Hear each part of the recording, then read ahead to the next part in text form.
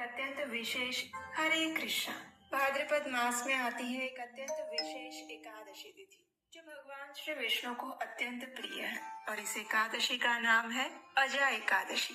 इस तिथि को अन्नदा एकादशी के नाम से भी जाना जाता है।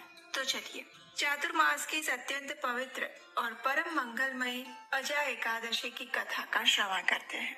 एक समय युधिष्ठिर महाराज ने भगवान श्री कृष्ण से कहा, हे द्वारिकानाथ, कृपया अब आप मुझे भाद्रपद मास के कृष्ण पक्ष की एकादशी तिथि के बारे में बताइए। इसका नाम क्या है, इसका पालन कैसे करना है और क्या प्राचीन काल में किसी ने इसका पालन करके पुण्य अर्जित किया था?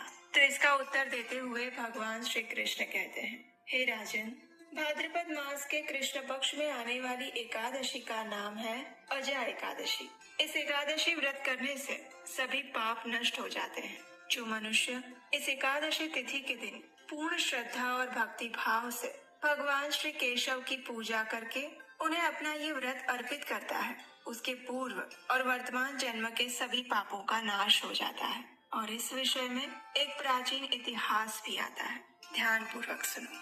बहुत समय पहले हरिश्चंद्र नाम के एक चक्रवर्ती राजा राज्य करते थे। वे अत्यंत वीर, प्रतापी और सत्यवादी थे।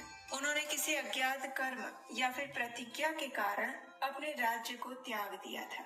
संयोग ऐसे बन गए कि उन्हें अपनी स्त्री यानी कि पत्नी और अपने पुत्र को भी त्यागना पड़ा और उन्हें स्वयं एक चांडाल के घर पर सेवक बनकर रहना पड़ा।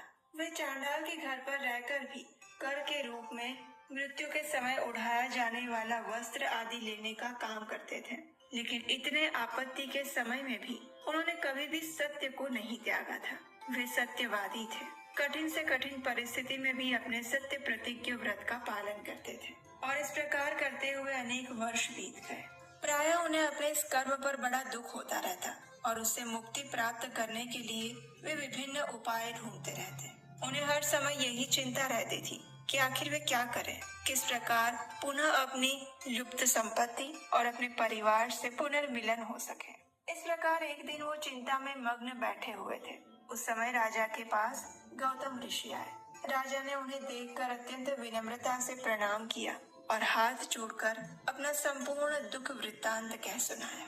दयालु महर्षि गौतम ने आश्चर्यजनित होकर राजा से कहा, हे राजन, आप तो सत्यवादी हैं। मुझे आश्चर्य है कि आप इतने लंबे काल तक इस दुख भरी स्थिति में रहते हैं, लेकिन फिर भी इससे निकलने का मैं एक उपाय आपको बताता हूँ। आप भाद्रपद मास के कृष्ण पक्ष में आने वाली अजा नामक एकादशी का विधि पूर्वक पालन कीजिए। शास्त्रों में बताए गए अनुसार इस